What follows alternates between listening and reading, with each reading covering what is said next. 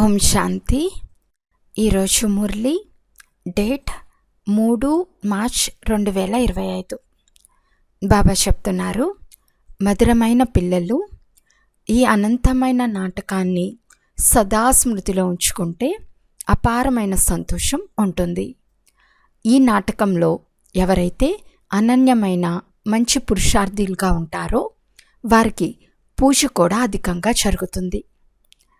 ప్రశ్న: ప్రపంచంలోని అన్ని దుఃఖముల నుండి ముక్తులుగా చేసే స్మృతి ఏది? హర్షితంగా ఉండేందుకు యుక్తి ఏమిటి? జవాబు: ఇప్పుడు మనం భవిష్య నూతన ప్రపంచంలోకి వెళ్తున్నాము అనే స్మృతి సదా ఉండాలి. భవిష్యత్తును గురించిన ఖుషీలో ఉంటే దుఃఖాన్ని మర్చిపోతారు. ఈ విఘ్నాల ప్రపంచంలో విఘ్నాలు రానే వస్తాయి, కానీ ఈ ప్రపంచంలో ఇక కొద్ది రోజులు మాత్రమే ఉంటాము అనే స్మృతి ఉంటే హర్షితంగా ఉంటారు. పాట: ప్రేయసులారా మేల్కోండి. ఓం శాంతి. ఈ పాట చాలా బాగుంది. పాట విన్న వెంటనే పైనుండి మొదలుకొని 84 జన్మల రహస్యం బుద్ధిలోకి వచ్చేస్తుంది. మీరు పైనుండి క్రిందకు వచ్చినప్పుడు సూక్ష్మవతనం ద్వారా రారని పిల్లలైన మీకు బాబా అర్థం చేయించారు. ఇప్పుడు వెళ్ళేటప్పుడు మాత్రం సూక్ష్మవతనం ద్వారా వెళ్ళాలి. సూక్ష్మవతనాన్ని బాబా ఇప్పుడే చూపిస్తారు. సత్య త్రేతాయుగాలలో ఈ జ్ఞానం విషయమే ఉండదు. అక్కడ చిత్రాలు మొదలైనవేవి ఉండవు. భక్తి మార్గంలో అయితే అనేక చిత్రాలు ఉన్నాయి. దేవీలు మొదలైన వారికి పూజలు కూడా చాలా జరుగుతాయి. దుర్గా, కాళీ, సరస్వతి అందరూ ఒకటే, కానీ పేర్లు అనేకం పెట్టేశారు. ఎవరైతే మంచి పురుషార్థం చేస్తారో, అనన్యమైన పిల్లలుగా ఎవరైతే ఉంటారో వారికి పూజలు కూడా ఎక్కువగానే జరుగుతాయి. మనమే పూజల నుండి పూజారులుగా అయి బాబా పూజను మరియు స్వయం మన పూజను చేస్తామని మీకు తెలుసు.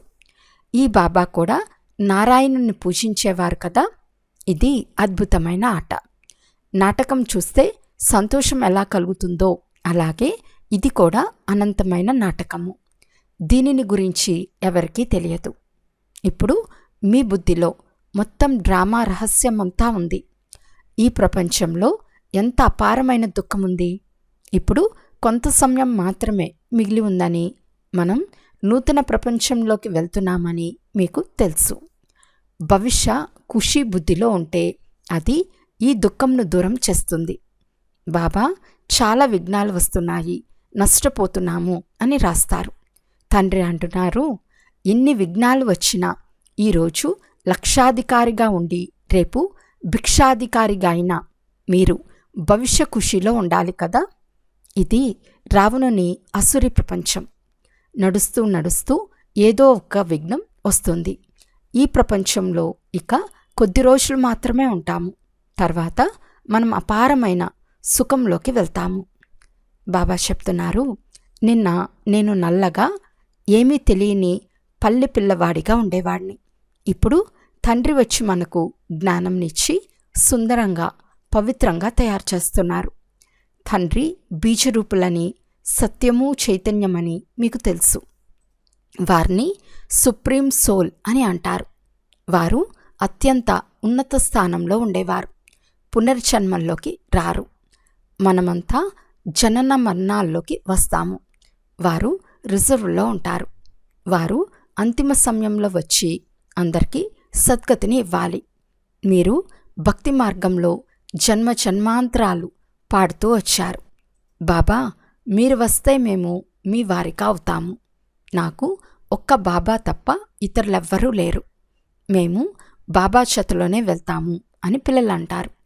ఇది దుఃఖమయ ప్రపంచం. భారతదేశం ఎంతో పేద దేశంగా ఉంది. తండ్రి అంటున్నారు, నేను భారతదేశంనే ధనవంతంగా చేశాను, మళ్ళీ రావణుడు నరకంగా చేశాడు. ఇప్పుడు పిల్లలైన మీరు తండ్రి సన్ముఖంలో కూర్చుని ఉన్నారు. గృహస్థ వ్యవహారాల్లో అయితే చాలామంది ఉన్నారు. అందరూ ఇక్కడికి వచ్చి కూర్చోరాదు. గృహస్థ వ్యవహారాల్లో ఉండండి. భలే రంగురంగుల బట్టలు ధరించండి. ఇక్కడ మీరు తెల్ల దుస్తులే వేసుకోవాలని ఎవరన్నారు? బాబా ఎప్పుడూ ఎవరికి ఈ మాట చెప్పలేదు. మీకు బాగుండదు కనుక శ్వేత వస్త్రాలు కట్టుకుంటున్నారు. ఇక్కడ భలే మీరు శ్వేత వస్త్రాలు ధరించి ఉంటారు, కానీ రంగు వస్త్రాలు ధరించువారు ఆ డ్రెస్లో కూడా చాలామందికి కళ్యాణం చేయగలరు. మాతలు తమ పతులకు కూడా పవిత్రంగా తయారవ్వాలని భగవంతుడు చెప్పారని అర్థం చేస్తారు. దేవతలు పవిత్రంగా ఉంటారు, అందుకే వారికి తల వంచి నమస్కరిస్తారు. పవిత్రంగా అవటమైతే మంచిదే కదా. ఇప్పుడు ఈ సృష్టి అంతమవుతుందని మీకు తెలుసు. ఎక్కువగా ధనం ఉంచుకుని ఏం చేస్తారు? ఇవాళ రేపు ఎన్నో దొంగతనాలు, దోపిడీలు జరుగుతున్నాయి. లంచగొండితనం ఎంతో పెరిగిపోయింది. ఇప్పటి కొరకే ఒక గాయనం కూడా ఉంది. కొంతమందిది మట్టిలో కలిసిపోతుంది. భగవంతుని పేరుతో ఖర్చు పెడితే సఫలమవుతుంది. ఆ భగవంతుడు ఇప్పుడు మీ సన్ముఖంలో ఉన్నారు. తెలివైన పిల్లలు తమ సర్వస్వము భగవంతుని పేరుపై సఫలం చేసుకుంటారు. మానవులంతా పతితులైనందున పతితులకే దానం చేస్తారు. ఇక్కడైతే పుణ్యాత్ముల నుండి దానం తీసుకోవాలి. బ్రాహ్మణులతో తప్ప ఇతరులెవ్వరితోనూ మీకు సంబంధం లేదు. మీరు పుణ్యాత్మలు. మీరు పుణ్యకార్యంలే చేస్తారు. ఇక్కడ నిర్మించే భవనాల్లో కూడా మీరే ఉంటారు. పాపమనే మాటే లేదు. మీ వద్ద ఉన్న ధనమంతా భారతదేశాన్ని స్వర్గంగా చేసేందుకు ఖర్చు చేస్తూ ఉంటారు. మీ కడుపు కట్టుకుని కూడా బాబా మా ఒక్క ఇటుకనైనా ఇందులో ఉంచండి, దానివల్ల మాకు అక్కడ భవనాలు లభిస్తాయి అని అంటారు. నా పిల్లలు ఎంతో తెలివిగలవారు. రాళ్లకు బొతులుగా అక్కడ వారికి బంగారం లభిస్తుంది. చాలా తక్కువ సమయం మిగిలి ఉంది. మీరెంతో సేవ చేస్తారు. చిత్ర ప్రదర్శనలు, మేళాలు వృద్ధి చెందుతూ ఉంటాయి. కేవలం కన్యలు చాలా చురుకుగా అవ్వాలి. అనంతమైన తండ్రి వారిగా అవ్వరు. మోహం వదలదు. తండ్రి అంటున్నారు, నేను మిమ్మల్ని స్వర్గంలోకి పంపించాను. ఇప్పుడు మళ్ళీ మిమ్మల్ని స్వర్గం కొరకు తయారు చేస్తున్నాను. శ్రీమతంను అనుసరిస్తే ఉన్నత పదవి పొందుతారు. ఈ విషయాలు ఇతరులెవ్వరూ అర్థం చేయించలేరు. సృష్టి చక్రమంతా మీ బుద్ధిలో ఉంది. మూలవతనము, సూక్ష్మవతనము, స్థూలవతనము. తండ్రి అంటున్నారు, పిల్లలు స్వదర్శన చక్రధారులుగా అవ్వండి. ఇతరులకు కూడా అర్థం చేయిస్తూ ఉండండి. ఈ వ్యాపారం ఎలా ఉంటుందో చూడండి. ధనవంతులుగా, స్వర్గానికి యజమానులుగా మీరే అవ్వాలి. అంతేకాక ఇతరులు కూడా తయారు చేయాలి. ఎవరికైనా దారి ఎలా చూపించాలి అని మీ బుద్ధిలో మెదులుతూ ఉండాలి. డ్రామానుసారం ఏదైతే జరిగిపోయిందో అదంతా డ్రామా. సెకండ్ ఏదైతే జరుగుతుందో దాన్ని మనం సాక్షిగా ఉండి చూస్తాము. పిల్లలకు తండ్రి దివ్య దృష్టి ద్వారా సాక్షాత్కారం కూడా చేయిస్తారు. పోను పోను మీరు చాలా సాక్షాత్కారాలు చూస్తారు.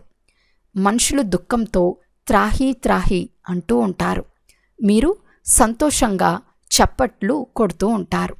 మనం మనుషుల నుండి దేవతలుగా అవుతాము కనుక నూతన ప్రపంచం తప్పకుండా కావాలి కదా. దాని కొరకే ఈ వినాశనం సమీపంగా నిలబడి ఉంది. ఇది మంచిదే కదా. పరస్పరం కొట్లాడుకోరాదు.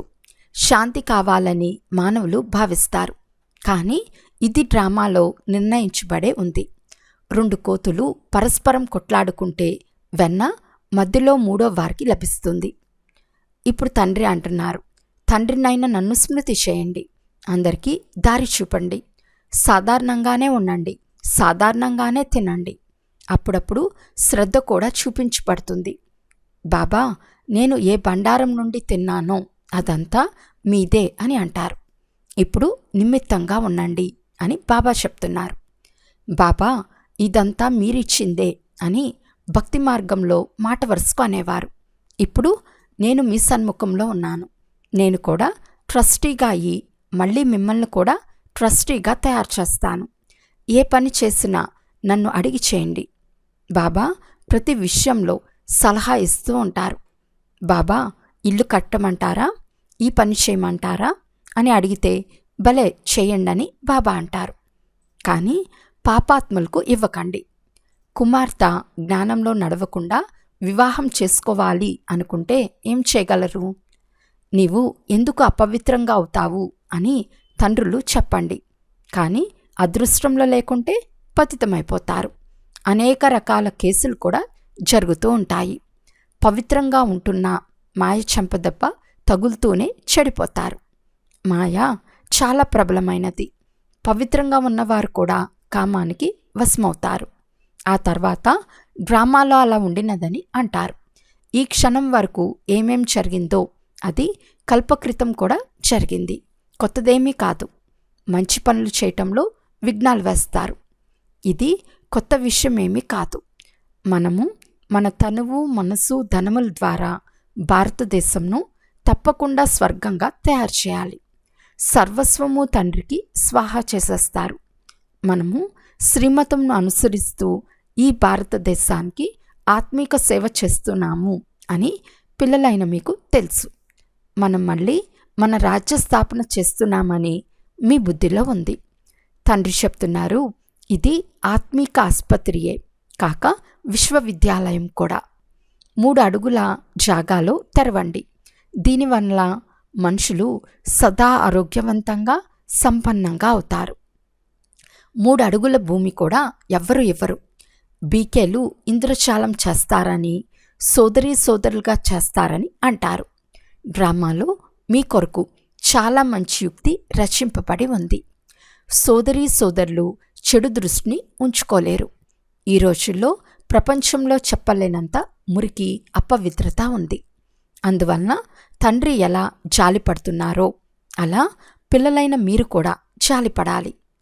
తండ్రి ఎలా నరకాన్ని స్వర్గంగా తయారు చేస్తున్నారో అలా దయాహృదయం గల పిల్లలైన మీరు తండ్రికి సహాయకారులు కావాలి.